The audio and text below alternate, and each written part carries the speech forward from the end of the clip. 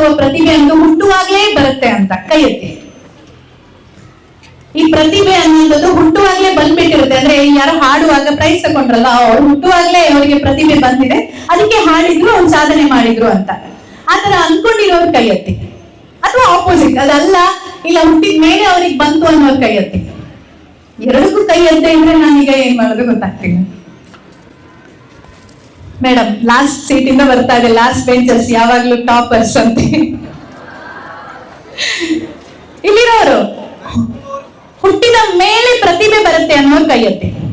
ಈ ಪ್ರತಿಭೆ ಅನ್ನುವಂಥದ್ದು ಮನುಷ್ಯನಿಗೆ ಹುಟ್ಟುವಾಗ ಬಣ್ಣವು ಕೆಲವೊಮ್ಮೆ ಹೇಳ್ತಾರೆ ಅದು ತಂದೆ ತಾಯಿಯ ತರನೇ ಮಕ್ಕಳು ಇರ್ಬೇಕು ಅಂತೇನಿಲ್ಲ ಅಂತ, ರೂಪ ಆಕಾರ ಕೂಡ ಭಿನ್ನವಾಗಿರುತ್ತೆ. ಅಂತದ್ರಲ್ಲಿ ಟ್ಯಾಲೆಂಟ್ ಅನ್ನ ನಾವು ತಂದೆ ತಾಯಿಯಿಂದ ಅಥವಾ ಕುಟುಂಬದಿಂದ ಅಥವಾ ಹುಟ್ಟುವಾಗಲೇ ಬಂದಿದೆ ಅಂತ ಡಿಸೈಡ್ ಮಾಡ್ತೀವಿ. ಹೇಗೆ? ಇದು ನಿಮ್ಮಲ್ಲಿ ಎಲ್ಲರೂ ಕೂಡ ನಂತರ ಆಗ್ಬೋದು. ಒಟ್ಟಿರ ಇದನ್ನ ಪ್ರಯತ್ನ ಪಟ್ರೆ, ನಿಮಗೆ ಆಸಕ್ತಿ ಇದ್ರೆ. ಇಲ್ಲ ನೀವು ಸಿಂಗರ್ ಆಗ್ತೀರಿ ಅಂತಂದ್ರೆ ಸಿಂಗರೇ ಆಗ್ಬೇಕು, ಇಲ್ಲ ನಾನು ನಾಯನಂತರ ಮಾತಾಡ್ತೀನಿ ಅಂತ ಹೊರಟ್ರೆ ಆಗುತ್ತೆ ಇಲ್ಲೋ ಗೊತ್ತಿಲ್ಲ. ಯಾಕಂದ್ರೆ ನೀವು ಅದ್ಭುತವಾಗಿ ಹಾಡ್ತೀರಾ, ನನಗೆ ಹಾಡೋದು ಗೊತ್ತಿಲ್ಲ. ಎಷ್ಟೋ ಜನ ನನಗೆ ಕನ್ಫ್ಯೂಸ್ ಆಗಿ ಕೇಳೋದಿರುತ್ತೆ. ನಾನು ರೇಡಿಯೋದಲ್ಲಿ ಕೆಲಸ ಮಾಡೋಳಲ್ವಾ, ನಾವು ಯಾವಾಗ್ಲೂ ಮೈಕ್ ಇಟ್ಕೊಂಡೇ ಇರ್ತೀವಿ. FM ಅಲ್ಲಿ ರೇಡಿಯೋ ಜಾಕಿಗಳು ಅಂತಂದ್ರೆ ಮಾತಾಡೋರು ಹೇಳ್ತಾರೆ ನೀವು ಹಾಡ್ತೀರಿ ಅಲ್ವಾ ಅಂತ. ಮೈಕ್ ಕೊಡೋದು ಕೂಡ ಇರುತ್ತೆ, ಒಂದ್ ಹಾಡನ್ನ ಹಾಡಿ ಅಂತ. ಇಲ್ಲ ನನಗೆ ಹಾಡೋದಕ್ಕೆ ಬರೋದಿಲ್ಲ ಅಂತಂದ್ರೂ ನಂಬೋದಿಲ್ಲ. ಅಂದ್ರೆ ಅದು ಬೇರೆ ಟ್ಯಾಲೆಂಟ್. ನಾನು ಯಾವತ್ತೂ ಪ್ರಯತ್ನ ಪಡ್ಲಿಲ್ಲ ಹಾಡ್ಬೇಕು, ಸಂಗೀತ ಕಲಿಬೇಕು ಅಂತ. ಕೆಲವು ಹೇಳ್ತಾ ಇದ್ರು ನೀವು ಟ್ರೈ ಮಾಡ್ಬೋದಿತ್ತು ಅಂತ, ಆದ್ರೆ ನನ್ನ ಆಸಕ್ತಿ ಅದಾಗಿರ್ಲಿಲ್ಲ, ಆದ್ರಿಂದ ನಾನು ಈ ಕಡೆ ಬಂದೆ. ಅದೇ ರೀತಿ ನಿಮ್ಮ ಒಳಗಡೆ ಒಂದು ಟ್ಯಾಲೆಂಟ್ ಖಂಡಿತವಾಗಿ ಇದ್ದೇ ಇರುತ್ತೆ, ಅದನ್ನ ನೀವು ಹುಡುಕ್ಬೇಕು. ಹುಡುಕೋದು ಹೇಗೆ ಅಂತ ಕೇಳ್ಬೋದು ನೀವು. ಆ ಹುಡುಕೋದಕ್ಕೆ ಸಹಾಯ ಮಾಡೋದು ಇಂತಹ ವೇದಿಕೆಗಳು. ನೋಡಿ, ನಿಮ್ಮದೇ ಕಾಲೇಜಲ್ಲಿ ಒಂದು ಡಾನ್ಸ್ ಕಾಂಪಿಟೇಷನ್ ಇರುತ್ತೆ, ಅಥವಾ ಯಾವ್ದೋ ಒಂದು ಸಿಂಗಿಂಗ್ ಕಾಂಪಿಟೇಷನ್ ಇರುತ್ತೆ, ಇಲ್ಲ ಭಾಷಣ ಕಾಂಪಿಟೇಷನ್ ಇರುತ್ತೆ, ಎಸ್ಸೆ ಕಾಂಪಿಟೇಷನ್ ಇರುತ್ತೆ, ಇಲ್ಲ ಎಜುಕೇಶನ್ ಓದೋದು, ಅದು ಕೂಡ ಇನ್ನೊಂದು ವಿಭಾಗವನ್ನಾಗಿ ತಗೊಂಡ್ರೆ ಯಾವ್ದಾದ್ರು ಒಂದು ವಿಷಯದಲ್ಲಿ ನಿಮಗೆ ಆಸಕ್ತಿ ಇದೆ ಇರುತ್ತೆ. ಅದಕ್ಕೆ ಎಲ್ಲದಕ್ಕೂ ನೀವು ಹೆಸರನ್ನ ಕೊಡೋದಕ್ಕೆ ಮೊದಲು ಯೋಚನೆ ಮಾಡಿ, ಆಯ್ತಾ? ಆಮೇಲೆ ನೀವು ಅದರಲ್ಲಿ ಒಂದ್ಸಲ ಪಾರ್ಟಿಸಿಪೇಟ್ ಮಾಡಿದ್ಮೇಲೆ ಗೊತ್ತಾಗತ್ತೆ ನೀವು ಅದರಲ್ಲಿ ಮುಂದೆ ಹೋಗ್ಲಿಕ್ಕಾಗತ್ತಾ ಇಲ್ವಾ ಅನ್ನುವಂಥದ್ದನ್ನ. ಆ ಆಸಕ್ತಿಯ ಕ್ಷೇತ್ರವನ್ನ ನೋಡಿ. ಓದೋದು ಅದಂತೂ ನಿಮಗೆ ಆಪ್ಷನ್ ಇಲ್ಲದೆ ಇರುವಂತ ಕ್ಷೇತ್ರ, ನೀವು ಖಂಡಿತವಾಗಿ ಓದ್ಲೇಬೇಕು, ಅದು ನಿಮ್ಮ ಜವಾಬ್ದಾರಿ ಕೂಡ. ಅದರ ಜೊತೆಗೆ ಈ ರೀತಿಯ ಕೋ-ಕರಿಕ್ಯುಲರ್ ಆಕ್ಟಿವಿಟೀಸ್ ನ ಕೂಡ ಒಂದ್ ಸ್ವಲ್ಪ ಕಾನ್ಸಂಟ್ರೇಟ್ ಮಾಡಿ. ಈ ಆಕ್ಟಿವಿಟಿ ಹೇಗಿರ್ಬೇಕು ಅಂತ ಹೇಳ್ತೀನಿ. ಜಪಾನ್ ದೇಶ ಗೊತ್ತಲ್ಲ ನಿಮ್ಗೆ? ಜಪಾನ್ ದೇಶದಲ್ಲಿ ಒಂದು ಕಾನ್ಸೆಪ್ಟ್ ಇದೆ, ಅದ್ರ ಹೆಸರು ಇಕಿಗಾಯಿ ಅಂತ. ಇಲ್ಲಿ ಎಷ್ಟೋ ಪುಸ್ತಕಗಳನ್ನ ನೋಡ್ತಾ ಇದ್ದೆ, ಅದೇ ತರ ಒಂದು ಇಕಿಗಾಯಿ ಅನ್ನುವಂತ ಸುಂದರವಾದ ಪುಸ್ತಕ ಇದೆ. ಪುಸ್ತಕ ಓದುವ ಮಕ್ಕಳು ಯಾರಾದ್ರೂ ಇದ್ದೀರಾ ಇಲ್ಲಿ? ಬೇರೆ ಪುಸ್ತಕ, ಪಾಠ ಪುಸ್ತಕ ಬಿಟ್ಟು ಸಾಧ್ಯ ಆದ್ರೆ ಬೇರೆ ಪುಸ್ತಕಗಳನ್ನ ಓದಿ, ಲೈಬ್ರರಿನ ನೋಡ್ಕೊಂಡು ಬಂದೆ ನಾನು. ನೀವು ಕೂಡ ಓದಿದ್ರೆ ಹೊರಗೆ ಜಗತ್ತಲ್ಲಿ ಏನಾಗತ್ತೆ ಅನ್ನೋದನ್ನ ತಿಳ್ಕೋಬಹುದು. ಈ ಇಕಿಗಾಯಿ ಅನ್ನುವಂತ ಪುಸ್ತಕದಲ್ಲಿ ಹೇಳ್ತಾರೆ, ಜಪಾನಿಯರು ಅದನ್ನ ಅಳವಡಿಸ್ಕೊಂಡಿದಾರಂತೆ. ಒಬ್ಬ ವ್ಯಕ್ತಿ ತಾನೇನ್ ಮಾಡ್ತಿದ್ದಾನಲ್ಲ ಆ ಕೆಲಸ ಅವನಿಗೆ ಖುಷಿ ಕೊಡ್ಬೇಕು. ಅಂದ್ರೆ ನಾನೀಗ ಮಾತಾಡ್ತೀನಿ, ನನಗೆ ಕೆಲಸ ಖುಷಿ ಕೊಡ್ತಾ ಇದೆ, ಇದು ನನ್ನ ಇಕಿಗಾಯಿ. ನನ್ಗೆ ಏನು ನೆನಪಾಗ್ತಾ ಇಲ್ಲ, ನಾನು ಎಲ್ಲಿಂದ ಬಂದೆ, ನಾನು ಏನ್ ಮಾಡ್ತಾ ಇದ್ದೀನಿ, ಎಷ್ಟೊತ್ತಿಗೆ ಮನೆಗೆ ಹೋಗ್ಬೇಕು ವಾಪಸ್, ಅಥವಾ ನಾಳೆ ಏನು ಅನ್ನೋದು ಯಾವ್ದು ನನಗೆ ನೆನಪಾಗ್ತಾ ಇಲ್ಲ. ಇದು ನನ್ನ ಆಯ್ಕೆ ಮಾಡ್ಕೊಂಡಂತ ಕ್ಷೇತ್ರ. ಅದೇ ರೀತಿ ನಿಮ್ಮದು ಕೂಡ ಒಂದು ಕ್ಷೇತ್ರ ಇರುತ್ತೆ. ನಿಮಗೆ ನಿದ್ದೆ ಬರೋದಿಲ್ಲ, ನಿಮಗೆ ಊಟ ಬೇಕು ಅಂತ ಅನ್ಸೋದಿಲ್ಲ, ನೀವು ನಿರಂತರವಾಗಿ ಅದನ್ನ ಮಾಡ್ತಾ ಇರ್ತೀರಾ. ಅಂತಹ ಒಂದು ಇಕಿಗಾಯಿಯನ್ನ ಹುಡ್ಕೊಳ್ಳಿ. ಅದರಿಂದಾನೇ ನೀವು ನಿಮ್ಮ ಕನಸಿಗೆ ಕನೆಕ್ಟ್ ಮಾಡ್ಬೋದು, ಏನಾಗ್ಬೇಕು ಅಂತ. ಓಕೆ, ಅಲ್ಲಿಂದ ಕನೆಕ್ಷನ್ ಸಿಗುತ್ತೆ.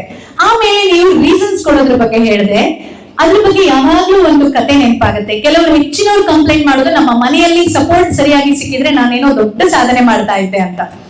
ಹೀಗೆ ಒಂದಿಬ್ರು ಅಣ್ಣ ತಮ್ಮ ಇದ್ರಂತೆ ಒಂದು ಊರಲ್ಲಿ. ಆ ಅಣ್ಣ ಕುಡುಕ ಆಗಿರ್ತಾನೆ, ದುಶ್ಚಟಗಳ ದಾಸ ಆಗಿರ್ತಾನೆ. ಏನ್ ಹೇಳಿ? ಅಣ್ಣ ಕುಡುಕ ಆಗಿರ್ತಾನೆ, ದುಶ್ಚಟಗಳ ದಾಸ ಆಗಿರ್ತಾನೆ ಒಂದೇ ಊರಲ್ಲಿ. ತಮ್ಮ ಸಕ್ಸಸ್ಫುಲ್ ಬಿಸ್ನೆಸ್ ಮ್ಯಾನ್, ಅಲ್ಲಿ ಯಾರು ಹೇಳಿದ್ರಲ್ಲ, ಅವನು ಸಾಮ್ರಾಜ್ಯವನ್ನ ಕಟ್ಟಿರ್ತಾನೆ ಬಿಸ್ನೆಸ್ ಅಲ್ಲಿ. ಅಂದ್ರೆ ಊರಿಗೆ ಉಪಕಾರಿ, ದಾನ ಧರ್ಮ ಮಾಡ್ತಾನೆ, ಎಲ್ಲೇ ಹೋದ್ರು ಅವನನ್ನ ಜನ ತುಂಬಾ ಪ್ರೀತಿಸ್ತಾರೆ. ಅವನ ತಾಯಿನ ತುಂಬಾ ಚೆನ್ನಾಗಿ ನೋಡ್ಕೊತಿರ್ತಾನೆ, ಒಳ್ಳೆ ಫ್ಯಾಮಿಲಿ, ಸಮಾಜದಲ್ಲಿ ಎಲ್ಲರಿಗೂ ಬೇಕಾದಂತಹ ವ್ಯಕ್ತಿ. ಹಣ ಅಷ್ಟೇ ಅಲ್ಲ, ಗುಣ, ಸಂಸ್ಕಾರ ಎಲ್ಲವೂ ಕೂಡ ಅವನಲ್ಲಿ ಇರುತ್ತೆ. ಇದ್ರೆ ಇಂತಹ ಒಬ್ಬ ವ್ಯಕ್ತಿ ಆಗಿರ್ಬೇಕು ಅಂತ. ಈಗ ನನಗೆ ಹೇಳಿ, ಇಬ್ರು ಒಂದೇ ತಂದೆ ತಾಯಿಯ ಮಕ್ಕಳು, ಇವರಿಬ್ರು ಹೇಗಾಗಾದ್ರು? ಏನಾಗಿರ್ಬೋದು?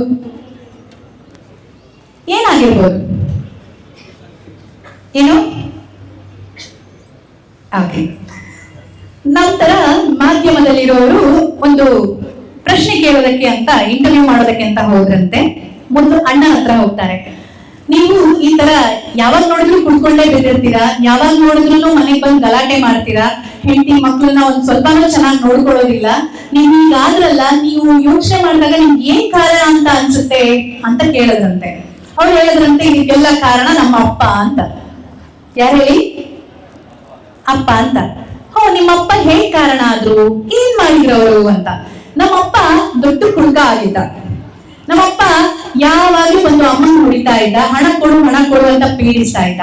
ದಾರಿಲೆಲ್ಲ ಬಿದ್ದಿರ್ತಾ ಇದ್ದ. ರಸ್ತೆಯಲ್ಲಿ ಹೋಗೋ ಜನರೆಲ್ಲ ಚೀತು ಅಂತ ಹೇಳ್ತಾ ಇದ್ರು. ಶಾಲೆಯಲ್ಲಿ ನನಗೆ ಕುಡ್ಕನ್ ಮಗ ಅಂತ ಹೀಯಾಳಿಸ್ತಾ ಇದ್ರು. ಸಮಾಜದಲ್ಲಿ ಗೌರವ ಬಿಡಿ, ನಮ್ಗೆ ಮನೆಗೆ ಊಟ ಮಾಡೋದಕ್ಕೆ ಅನ್ನ ಇರ್ತಿರ್ಲಿಲ್ಲ. ನಮ್ಮಮ್ಮ ಯಾವಾಗ್ಲೂ ಕಣ್ಣೀರ್ ಹಾಕ್ತಾ ಇದ್ಲು. ಅವಳು ನಮ್ಮನ್ನ ಓಡಿಸೋದಕ್ಕೆ, ನಮ್ಗೇನಾದ್ರೂ ಒಂದು ಹೊಟ್ಟೆ ತುಂಬಿಸೋದಕ್ಕೆ ಎಷ್ಟು ಕಷ್ಟ ಪಡ್ತಾ ಇದ್ಲು ಅಂತ ಹೇಳೋದಕ್ ಆಗ್ತಾ ಇರ್ಲಿಲ್ಲ. ಅಂತ ಅಪ್ಪನ ಮಗ ನಾನೇನ್ ಸಾಧನೆ ಮಾಡೋಕ್ಕಾಗ್ತದೆ ಹೇಳಿ? ಅಪ್ಪನ ತರಾನೇ ನಾನಾದೆ.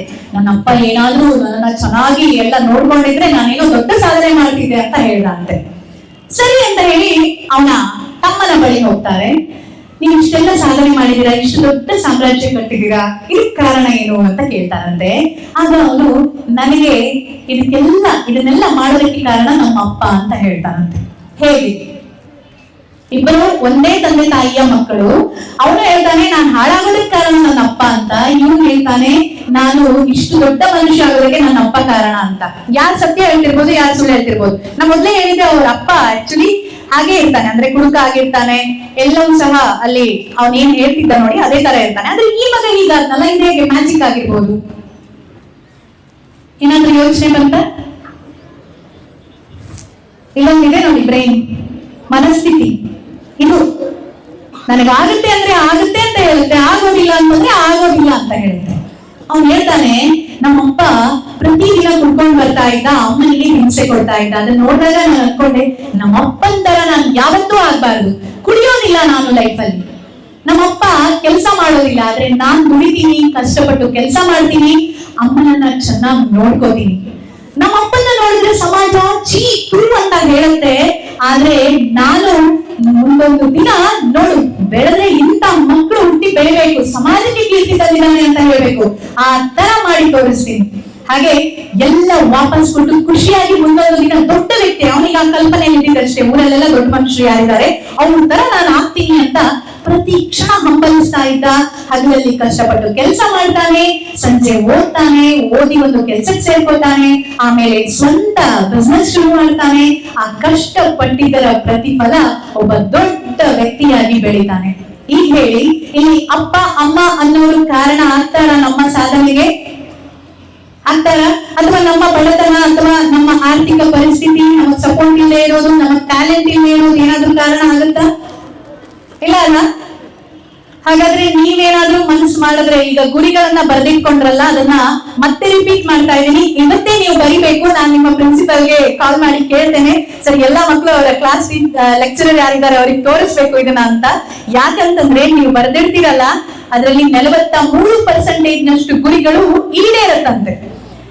ಹಾಗಾದ್ರೆ ನಾನ್ ಯಾವ ಭವಿಷ್ಯವಾಣಿ ಹೇಳೋದಿಲ್ಲ, ಆಯ್ತಾ? ಇದು ಸೈಂಟಿಫಿಕಲಿ ಟ್ರೂ ಆಗಿರೋದು. ಮೊನ್ನೆ ಇದೇ ಕಥೆಯನ್ನ ನಾನೊಂದು ಕಾಲೇಜಲ್ಲಿ ಹೀಗೆ ಮಾತಾಡ್ತಾ ಇದ್ದಾಗ ಮಕ್ಕಳ ಜೊತೆಯಲ್ಲಿ, ಅಲ್ಲಿ ಪ್ರಿನ್ಸಿಪಲ್ ತಕ್ಷಣ ಬಂದು ಹೇಳಿದ್ರು, ನಾನು PUC ಇದ್ದಾಗ ಮುಂದೊಂದು ದಿನ ನಾನು ಕಾಮರ್ಸ್ ಲೆಕ್ಚರರ್ ಆಗ್ಬೇಕು ಅಂತ ಬರ್ದಿಟ್ಟಿದ್ದೆ ಡೈರಿಯಲ್ಲಿ. ಕಾಮರ್ಸ್ ಲೆಕ್ಚರರ್ ಅಷ್ಟೇ ಅಲ್ಲ, ಕಾಲೇಜಿನ ಪ್ರಿನ್ಸಿಪಾಲ್ ಕೂಡ ಅದೇ ಅಂತ. ಡೆಸ್ಟಿನಿ ಎಲ್ಲಿ ಕರ್ಕೊಂಡು ಹೋಗುತ್ತೆ ನೋಡಿ. ಅಂದ್ರೆ ನಾವು ಬರ್ದಿಟ್ಟಾಗ ನಮ್ಮ ಬ್ರೈನ್ಗೆ ಗೊತ್ತಿರುತ್ತೆ ನಮ್ಮ ಗುರಿಯ ಬಗ್ಗೆ. ಹೌದು, ನಿನಗಿದಾಗತ್ತೆ, ನೀನ್ ಅಲ್ಲಿಗೆ ಹೋಗ್ತೀಯಾ ಅಂದ್ರೆ ಮತ್ತೆ ಮತ್ತೆ ಆ ಗುರಿಗಳನ್ನ ನೆನಪು ಮಾಡ್ಕೋಬೇಕು. ಬರ್ದಿಡೋದು ಬಿಡೋದಲ್ಲ, ನಾನ್ ಏನ್ ಆಗ್ಬೇಕು ಅಂತ ಅನ್ಕೊಂಡಿದ್ದೆ ಅಂತ ನೆನಪು ಮಾಡ್ಕೊಂಡು ಅದಕ್ಕೆ ನಮ್ಮ ಪ್ಲಾನ್ ಗಳನ್ನ ಮಾಡ್ಬೇಕು.